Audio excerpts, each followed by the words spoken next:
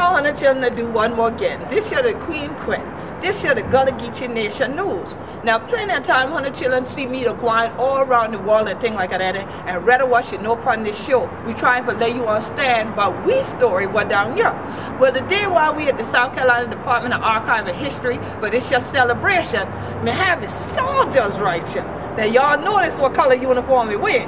Blue for the Union troops. Now, wonder if any of y'all look at the uniform and could have figured out which set of the troops they represent. Well, I'm going to let you know right now.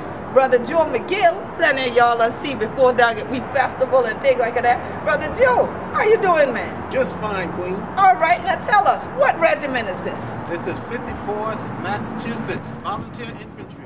Now, we're in South Carolina, so folks will say, now, what's the 54th Mass doing in South Carolina? This is where they saw most of their action, right here in the state of South Carolina, right out of Morris Island. And some other places throughout the state.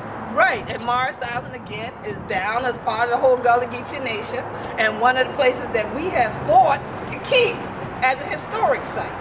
And so it's so powerful to see all of you here. Brothers, what's your names? Hunter, named Ernest Parks. I did it from James Island, South Carolina. Gwine on, so see this the one. Tell the truth.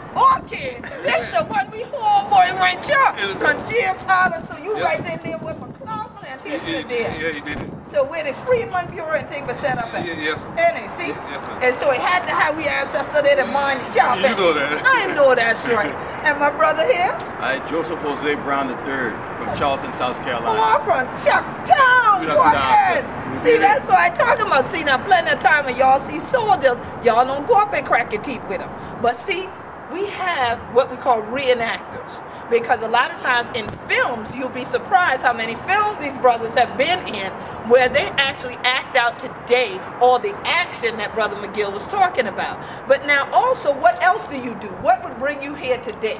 Well, today we're here to support the South Carolina African American Heritage Commission. The subject matter today is the Civil War. We're coming up on the sesquicentennial of the Civil War, and we want to tell the whole story, the rest of the story, the part of the story that is not usually told, and that's about us. Right, absolutely. And so now, when you were from James Island, you from Charleston, what made you decide to be reenactors, especially with the 54th Mass? Well, I live in the area down there on Solid Green there on James Island, there where the 54th fought for the first time. July 16, 1863. They came down there to James Island, they fought. And so with me having a home in that neighborhood, it's an honor for me to be here as a part of the 54th, and that's why I joined. Okay. Yes. Like myself, art and history enthusiast. And being befriended with these two gentlemen, I'm in the regiment as well. Excellent. Now somebody would say to y'all too though, how come y'all ain't in the 1st South Carolina Volunteers? Where y'all going north on we for?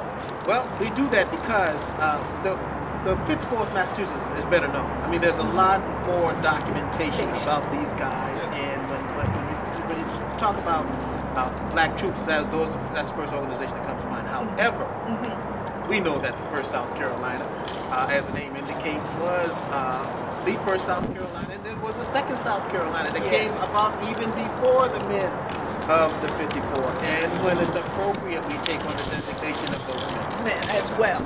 So just depending on where you're educated, so that people are enlightened about our full story. Like you said, the story that's not often told.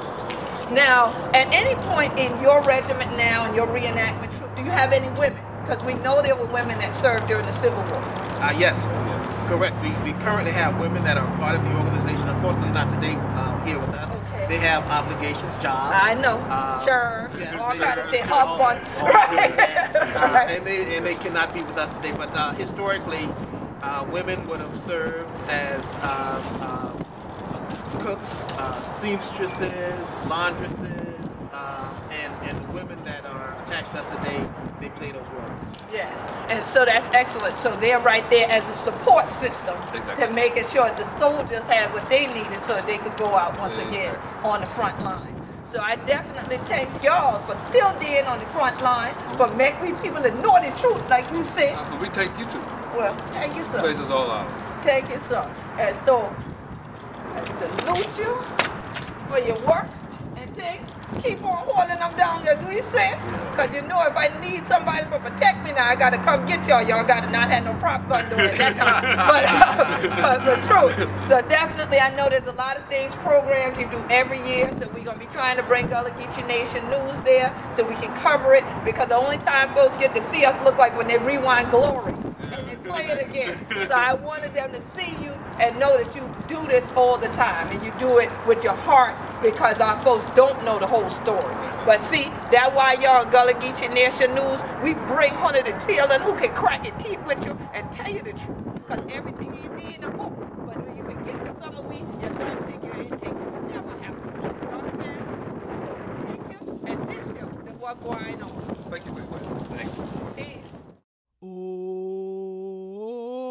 freedom. Oh,